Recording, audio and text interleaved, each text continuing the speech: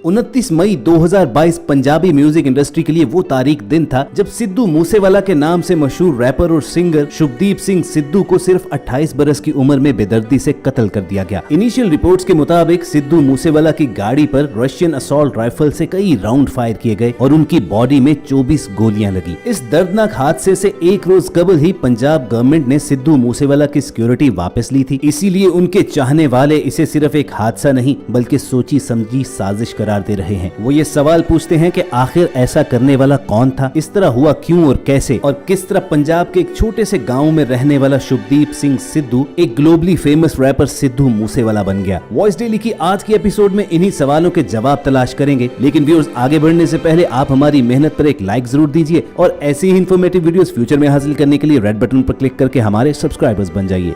29 मई 2022 के रोज जब सिद्धू मूसेवाला पंजाब के छोटे से टाउन मानसा से अपनी ब्लैक महिंद्रा जीप में दो दोस्तों के साथ बाहर निकले तो सीसीटीवी फुटेज के मुताबिक दो गाड़ियों ने उनका पीछा किया और कुछ ही देर और दूर जाने के बाद उनकी जीप पर अंधाधुंध फायरिंग कर दी गई। ताबड़तोड़ बरसने वाली गोलियों ने गाड़ी को छलनी करके रख दिया और सिद्धू मूसेवाला वहीं पर दम तोड़ गए। पुलिस रिपोर्ट के मुताबिक इनकी गाड़ी पर रशियन असॉल्ट राइफल A94 से 30 राउंड फायर किए गए और ये पहली बार हुआ था कि पंजाब की गैंग वॉर में रशियन असॉल्ट राइफल यूज की गई। सिद्धू मूसेवाला पर हमला करने वालों की तादाद 8 से 10 थी, जो ये काम करने के बाद अपनी गाड़ियां छोड़कर मौके से फरार हो गए। लेकिन ये काम आखिर किया किसने, ये कोई पहेली नहीं है, क्योंकि इस पूरे वाकये की जिम्मेदारी लॉरेंस बिश्नोई गैंग ने कबूल की, जो कनाडा में बैठे बैठे अपनी पूरी गैंग चलाते हैं। लेकिन यहाँ पर सवाल ये उठता है कि कनाडा से ऑपरेट करने वाले एक गैंग को पंजाबी रैपर सिंगर से क्या दुश्मनी हो सकती है। इस बात का जवाब कत्ल की जिम्मेदारी कबूल करने वाले गोल्डी बरार ने खुद ही सोशल मीडिया पर दिया कि सिद्धू मूसेवाला उनके ऑपोजिट गैंग को सपोर्ट किया करते थे। पुलिस के मुताबिक ये जुर्म करने वाले इस कदर शातिर थे कि अपनी गाड़ियां भी वहीं पर छोड़कर भागे। पंजाब पुलिस ने फौरी तौर पर सिद्धू मूसेवाला के कत्ल की इन्वेस्टिगेशन के लिए टीम बनाई, जिन्हें उन गाड़ियों से कुछ सबूत भी मिले, जिनकी बिना पर कुछ गिरफ्तारियां भी की गयी। लेकिन सिद्धू मूसेवाला के चाहने वाले इन तमाम कार्रवाइयों को सिर्फ फैक्ट्स पर पर्दा डालने की कोशिशें करार दे रहे हैं और असल जिम्मेदार पंजाब हुकूमत को समझते हैं, जिन्होंने इस हमले से सिर्फ एक दिन पहले तमाम सिक्योरिटी वापस ले ली थी, सिर्फ इस बिना पर कि सिद्धू मूसेवाला सियासी तौर पर उनके मुखालिफ थे और कांग्रेस पार्टी ज्वाइन कर चुके थे। सिद्धू मूसेवाला की बेवक्त मौत ने बॉर्डर के दोनों तरफ मौजूद उनके पंजाबी फैंस को अफसुर्दा कर दिया। उनकी जिंदगी पर नजर दौड़ाई जाए तो सिद्धू मूसेवाला का जन्म 11 जून 1993 को पंजाब के मानसा शहर के करीबी गाँव मूसा में हुआ था। सिद्धू के वालिद बलकौर सिंह एक गवर्नमेंट एम्प्लॉय जबकि माँ चरण सिंह कौर गाँव की सरपंच थी। उनके वालिदैन ने उनका नाम शुभदीप सिंह सिद्धू रखा, लेकिन म्यूजिक इंडस्ट्री में आने के बाद उन्हें सिद्धू मूसेवाला के नाम से जाना और पहचाना जाने लगा।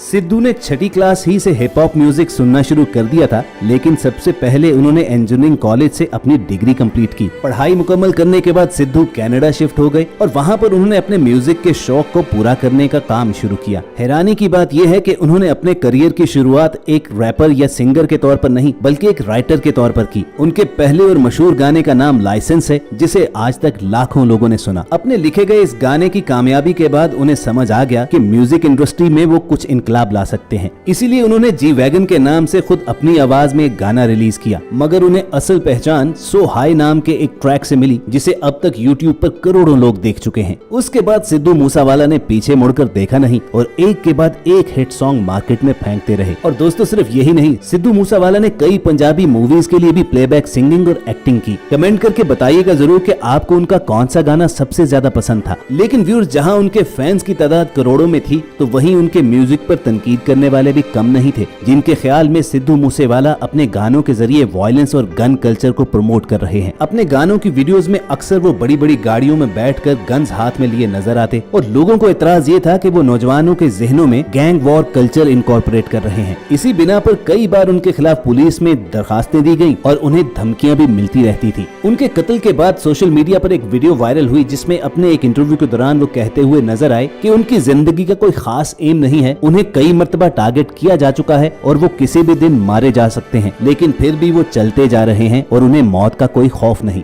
कोई खास एम नहीं जिंदगी दा, मैं टारगेट हाँ आबादी दा, अज मरदा भावें कल मर जा, मैनू खौफ नहीं बर्बादी दा।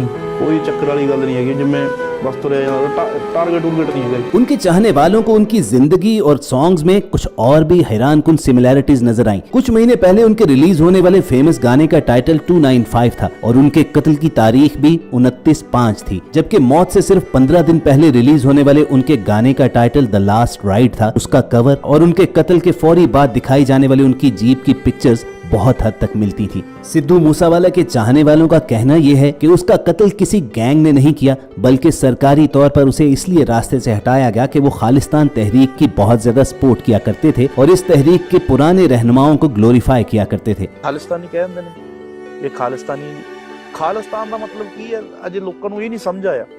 ਖਾਲਿਸਤਾਨ ਦਾ ਮਤਲਬ ਇਹ ਹੈ ਜੋ ਮਹਾਰਾਜਾ ਰਣਜੀਤ ਸਿੰਘ ਦੇ ਟਾਈਮ ਸੀ, ਉਹ ਜੇ ਲੋਕ ਜੋ ਗੁਰੂ ਤੋਂ ਡਰਦੇ ਹੋਣ, ਜੋ ਸੱਚੇ ਪਾਤਸ਼ਾਹ ਤੋਂ ਇੱਕ ਸੱਚੀ ਦਸਾਂ ਨੌਹਾਂ ਦੀ ਕਮਾਈ ਕਰਦੇ ਹੋਣ, ਉਸ ਦੇ ਫੈਸਲੇ ਨੂੰ ਸਰਵਉੱਚ ਮੰਨਦੇ ਹੋਣ, ਉਹਦੇ ਭਾਣੇ ਤੋਂ ਬਿਨਾ ਕੋਈ ਪੱਤਾ ਵੀ ਨਾ ਹਿਲਦਾ ਹੋਵੇ, ਅਸੀਂ ਖਾਲਿਸਤਾਨ ਉਸ ਚੀਜ਼ ਨੂੰ ਮੰਨਦੇ। सिद्धू अपने आप को सिर्फ एक सिंगर या रैपर के तौर पर महदूद नहीं करना चाहते थे, तभी उन्होंने सियासत में भी कदम रखने की ठानी। दिसंबर 2021 में उन्होंने कांग्रेस में शिरकत अख्तियार की और उसके टिकट पर इलेक्शन में हिस्सा भी लिया। अगरचे वो इलेक्शन तो हार गए, लेकिन फिर भी उन्होंने सियासत छोड़ी नहीं थी। उनके मुखालफिन हमेशा उन पर इल्जाम लगाते रहे कि वो सेलिब्रिटी पावर को मिसयूज करते हैं, लेकिन हकीकत यही थी कि कैमरा के सामने चाहे वो बड़ी गाड़ियों में फिरते हों या हाथों में गन्स लिए खड़े हों, मगर असल जिंदगी में वो बहुत हम्बल और इंतहाई सॉफ्ट स्पोकन पर्सन थे। यही तो वजह थी कि जब सिद्धू मूसावाला की मौत हुई तो ना सिर्फ इंडियन पंजाब बल्कि पाकिस्तान में भी उसका सोग मनाया गया। वादा करते हैं इसे साल दे विच पाकिस्तान आवांगे, पहला लाहौर ते दूजा इस्लामाबाद।